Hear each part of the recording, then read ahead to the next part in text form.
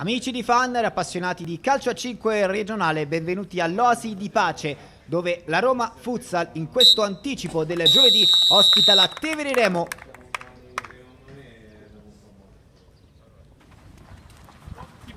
Prova ad aprire Castroni, Guancioli perde il contrasto con Fanti, accelera Fanti, prova poi di punta Fanti e finisce fuori.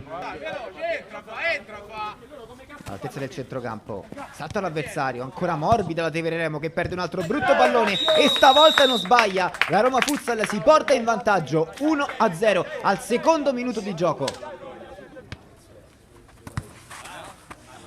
Ruba bene il pallone, prova a servire adesso il destro di Guancioli che non mira la porta.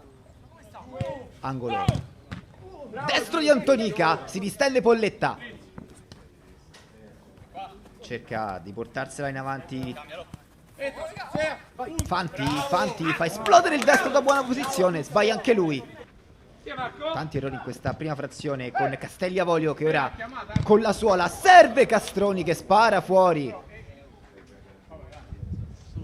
Lunga su Castelli, bravo. Rilancio lungo con le mani, fa sportellate Castelli Avorio che prova a saltare Polletta. Polletta poi alla fine rimane in terra e riesce anche con un pizzico di fortuna a pareggiare la Tevere Remo.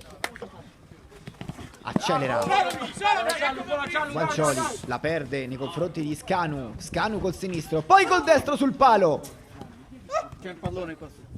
Lancio lungo, cerca di fare a sportellate e quindi Fanti la dà per il compagno che realizza il gol del 2-1. Fabio De Tommaso riporta in vantaggio la Roma Futsal in questo secondo tempo.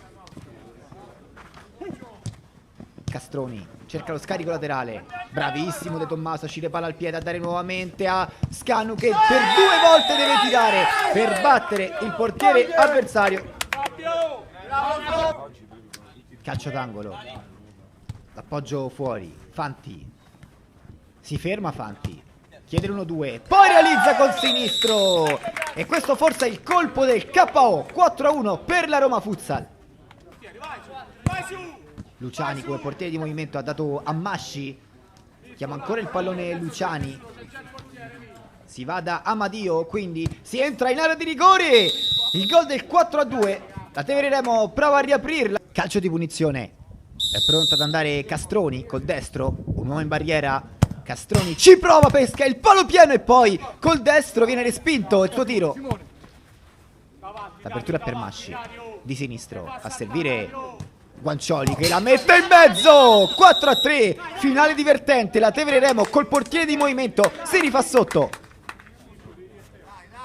prova a gestire il pallone, c'è un fallo, il sesto ed è tiro libero per la Tevere Remo. Ultimo minuto, prova a partire Castroni, chiude troppo la conclusione e su questa azione arriva il fischio del direttore di gara. Anche qui come all'andata è una partita molto divertente.